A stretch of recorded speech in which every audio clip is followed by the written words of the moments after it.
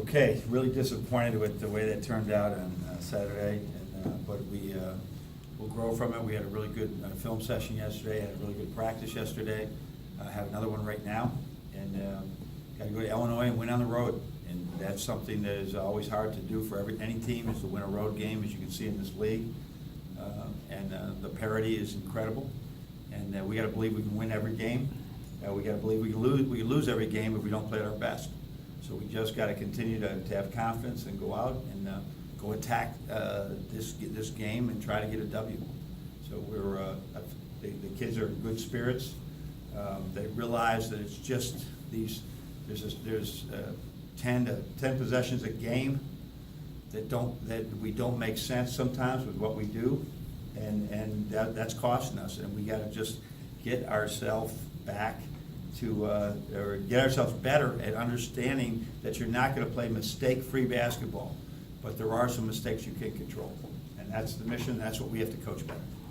So disappointed we're 1-2, but a lot of season to go, and we'll just keep getting better, and that's our focus.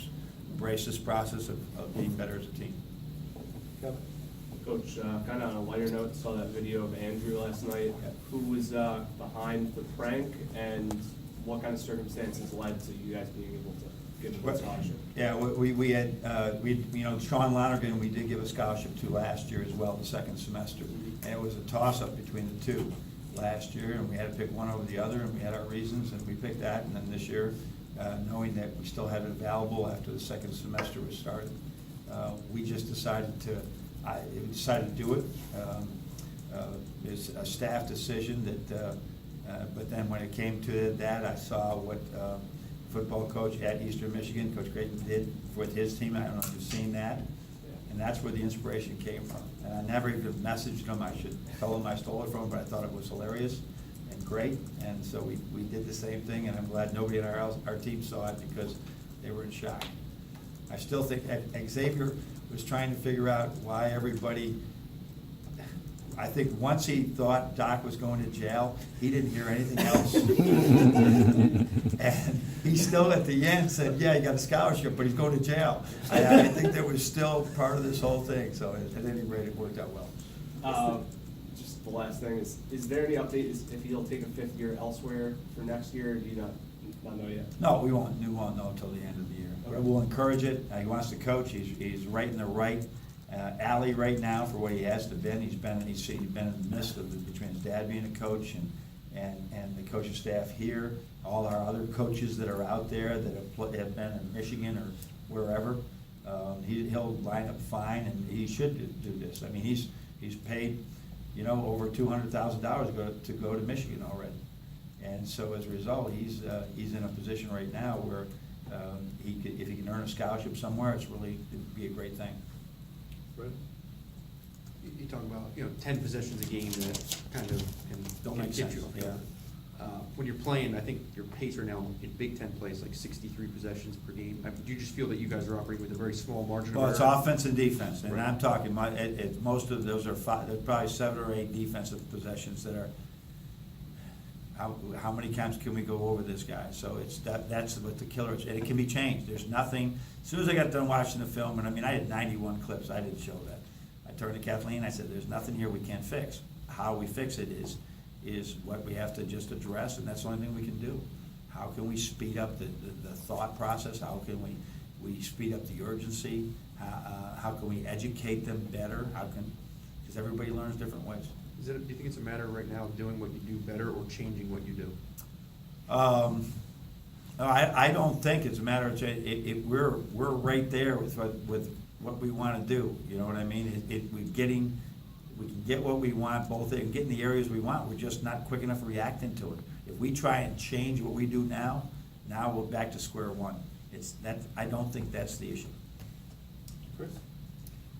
Following up on that a little bit, do you feel like you were better in the non-conference defensively, and this is kind of like a step back, would you say?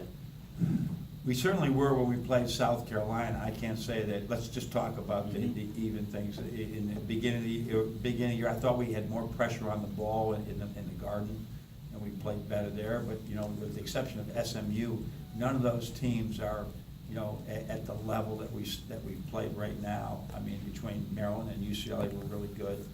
You know, like I said, but there's that span there, again, where they make 3 threes in a row that we get to a guy and we have the same 3 shots and we miss all 3.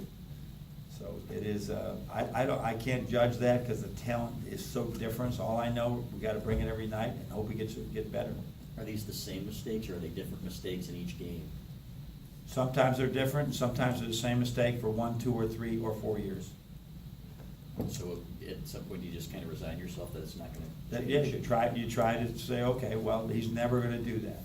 He's never gonna do that. And how do you do it? Well, there's certain things, when you close out on a shooter and you do the same thing over and over and over again and don't contest it, what do you do? So we just gotta continue to just try it. You just can't, he's never gonna do that. You gotta keep working. If it's a fundamental, it's some type of crazy switch that maybe only Zach Novak and Stu Douglas could understand, or Tim Hardaway was great at that stuff, that's one thing.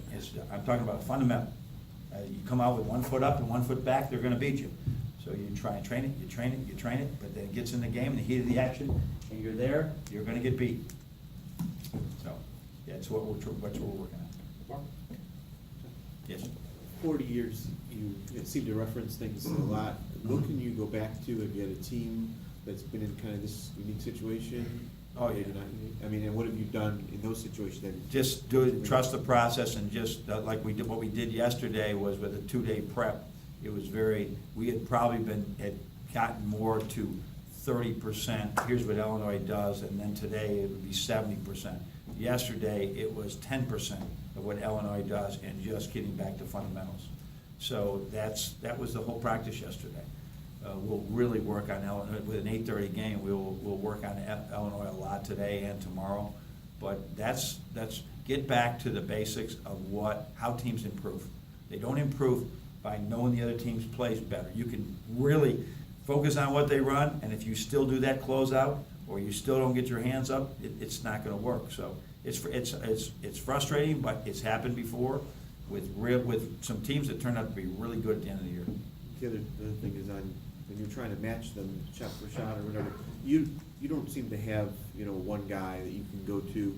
I mean, maybe Zach wants to take the late Yeah. shots, but doesn't mean he's always the right guy. Is that, I don't know if it's a flaw in this team that you don't have one guy? It's good news and bad news. It's good news and bad news that we have several guys that can score the ball now, especially with the emergence of DJ and Mo. So we're looking at that very much. So that was a big part of our discussion today. What are we doing at shot clock time? Make sure the ball's in the right guy's hands at shot clock time. And maybe it's in nobody's hands. We're just playing ball and trusting what we do. So those are the things that we're looking at right now, because you really don't know until you get into halfway through the season. Now we know, and then you play road games and you play against good teams. Now you find out, and then you adjust. It seems, John, in the last 2 games, the Maryland game and the Penn State game, there have been kind of like ups and downs and lapses. Yep. What role, I guess, does the effort, the energy, maybe toughness kind of play in with the knowing the schemes that you guys need? Well, you got 2 guys playing for the first time, even though they've been around, they Mo and DJ, right? There's 2 guys. There's one thing of knowing it, and there's one thing knowing it at crunch time, and when it's really, really important. And so that's been an up and down thing. And like I said, we make a couple of shots, they miss a couple of shots. We're not even having these conversations, but it would be foolish not to say that both offensively and defensively, there's issues that we got to improve in. And so in these games, there's going to be ebbs and flows. There's ebbs and flows in every NBA game, every college game, and somehow we got to do better in those flows to know when we step on their throat and get the W, or that we can't back down and give in like we did not do at Penn State, like we did against Virginia Tech when they made a run. We backed off and said, "I hope you miss." So that's where we are. When guys see that on video, the feet not doing what they're drilled to do, what's the reaction to it in that session, and is it unusual to see it not change over? Oh, I think every player in the NBA and everywhere has bad habits.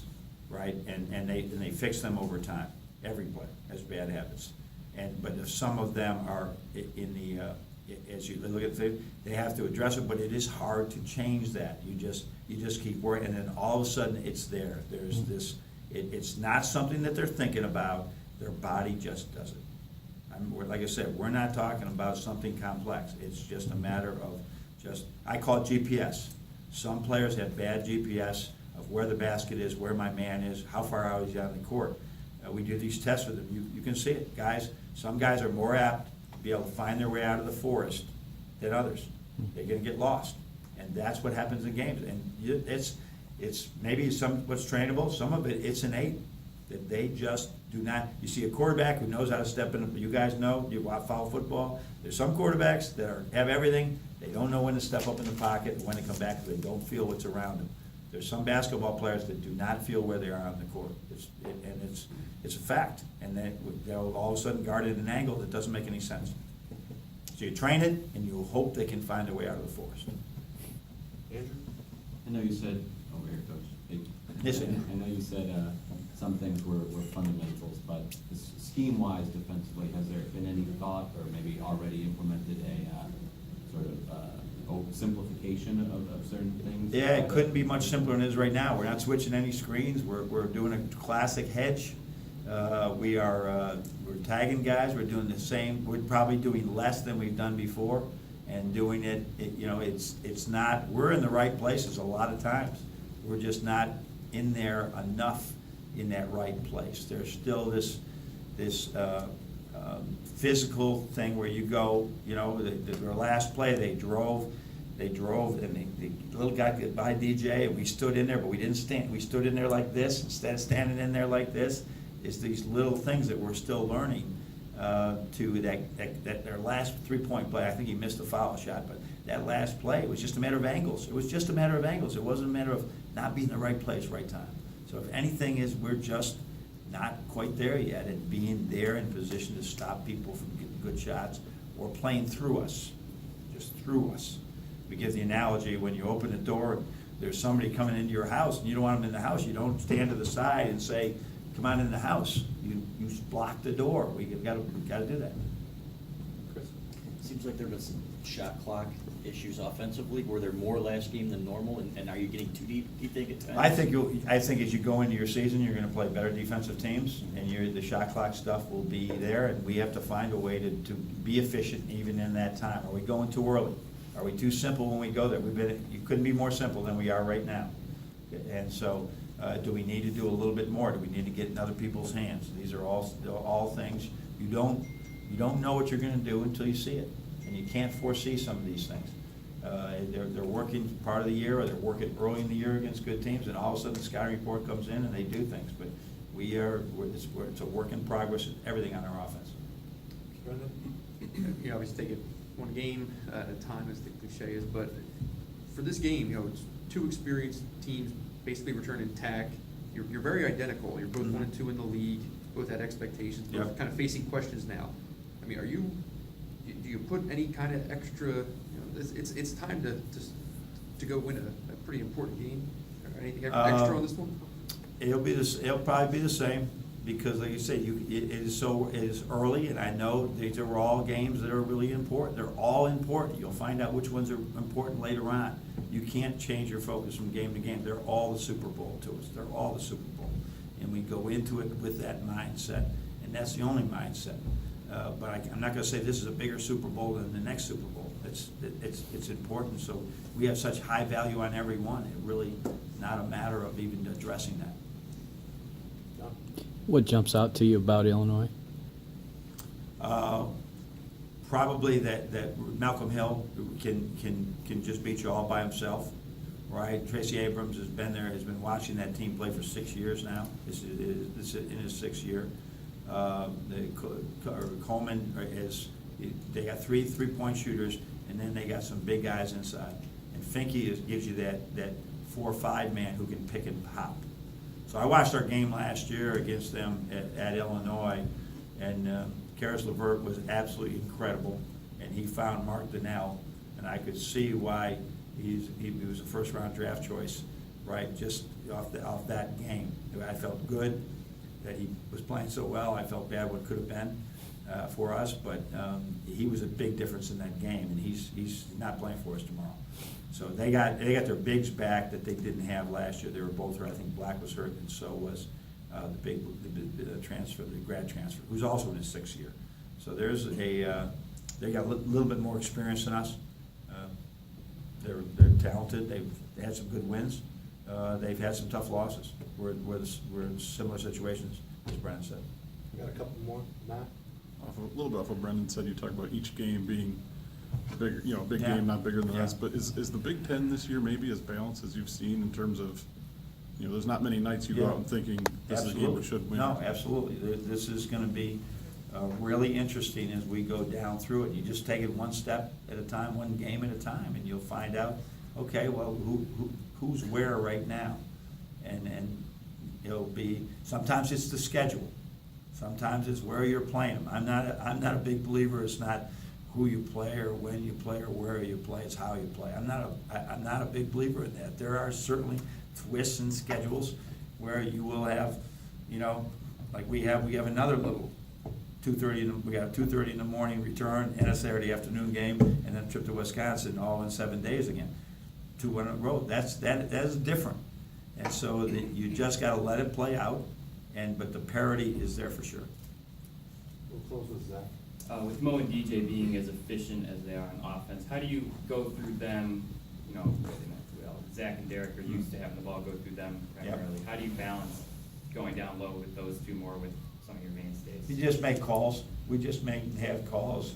You're gonna see some of the action that we've run, where you would have to go back to like the Sean Sims and people like that we Jordan Morgan and Mitch, some of the things we used to do with them to get them going. We didn't necessarily have that the last couple of years, and now I think we do. So we'll try to find opportunities to throw the ball inside, play from the inside out. What differentiates those two is, I think, and we won't see it, overnight, but they both can pass out of the post. Sometimes you can throw it into the post, and he's a good player, but he's not passing it out, and that can get into problems. It will allow us to be more diverse in what we do. Very much like Wisconsin, that's why they're so good. They really were throwing it inside and throwing it out, shooters everywhere. Thank you. All right, thanks.